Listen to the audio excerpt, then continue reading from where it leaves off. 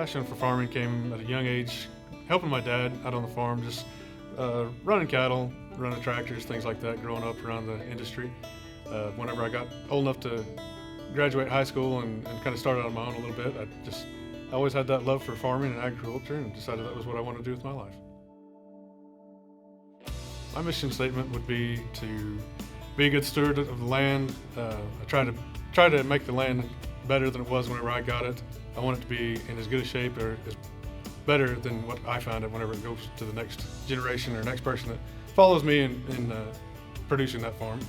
My mornings every day begin with waking up and getting the boys up, helping to get them all ready for school, and as my wife and I try to get the day started and try to get them prepared in the best way we can. Sometimes that's harder than others, but get them headed to school and then come out to the farm and get ready to start the day and go from there. My biggest challenge with our farming business is just trying to outguess the weather, or trying to cope with the weather conditions. Going from droughts one year to too much moisture the next. I don't know that there's any way that we've learned to cope with it. It's just more or less just take it as it comes and do the best that we can with it, and try to just trust that God's going to lead us in the direction that we need to go and hope for the best. Some of my biggest accomplishments on the farm out here would be we built this barns and the corrals out here, and that's really helped in our livestock production. Just having a place to process cattle and feed and get them started. Having these corrals and barns and things like that's been a game changer for us. My lasting legacy would be that I did the best that I could with what I had, and I hope that people look back on my life whenever I'm gone, and that I was a God-fearing man that trusted in the Lord and just always had a smile on face when I was around friends, and hope that when somebody thinks of me that they have a good memory. Some of the innovative techniques that we use today are having those GPS monitors and things like that in the tractors has really made it a lot more efficient on fuel and time, and just really a lot more cost effective on the farm. My goals in the future are to continue to try to grow and be the best producer that I can be, and hope that if the day comes that any of my boys decide that they want to come back and farm, or any of the hired hands, if we have the opportunity to help them to go out on their own, that I would like to set that goal that we would be able to help them in any way we possibly can. Let's try to stay advised on the agriculture industry as much as we can through social media. We're very fortunate to have 2 radio stations around close that do market reports and things like that, and then just following markets and trying to be the best prepared we can as far as trying to market our products whenever we get times to sell, things like that. Trying to do as much research as we can before we just jump in and make a decision on something without having the proper knowledge on it. Some of the major changes that I've noticed, just the population is continuing to grow and grow, and I noticed that more and more farmland is being turned into rural communities.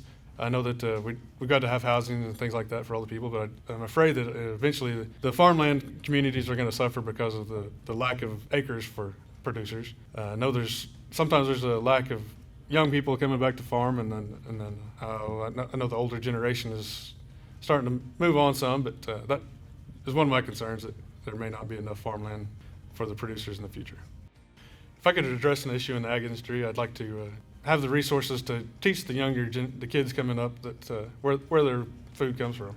There's a lot of people in the bigger city areas that don't realize that product came off of a farm, that beef was produced. It didn't just happen to show up at the grocery store, and we'd just like to be more educational on how that whole process goes. I think what makes our operation successful is just working as a family as much as we can. We put in a lot of hard work, a lot of long hours, especially during harvest and planting seasons. Just spending that time as a family. That doesn't always mean that we're going to make a lot of money and be very successful, but we have a good time doing what we're doing, and I feel like that is success whenever we're out here as a family doing things together. I think that is, in my mind, that's a success. The community is important to me. I'm part of the Watonga community and the Greenfield community. I served on the volunteer fire departments for 12 years, and just really felt like that was a calling, and just helping to protect the communities. We've got what we call a burn association that a lot of the farmers and ranchers get together and go and burn off pastures for each other just to help with the grassland and productivity. Serve as a deacon at the church. Very, very proud and honored to be a part of the community church, First Baptist Church in Watonga. And I've been there for a while and just feel like God has blessed us in many ways with this community, and a lot of friends and family around this area, and we've just been blessed beyond what we deserve. I feel like I've influenced some younger people. We've had some hired hands. One young man has gone on to have his own hay business. Does a lot of custom hay work in the community and does well for himself. And he's spent a lot of time around the family and I, and works for my dad. In fact, he still works for my dad some. And then we've got another young man that works for us currently that he's wanting to get into the police department and do some things like that. But I feel like just having them out here around us, I hope that they take things from us that they can use in their lives. Not that we're some special operation or anything like that. I just feel like that if we have the opportunity to do anything to touch them, I hope that they take something from us that they can use in their lives. My advice for the younger generation is to find an older rancher or farmer that's willing to take them on and try to teach them along the way, give them some advice, and for the younger generation to try to learn from the older ones. Just because they're older doesn't mean that their ways are not still good.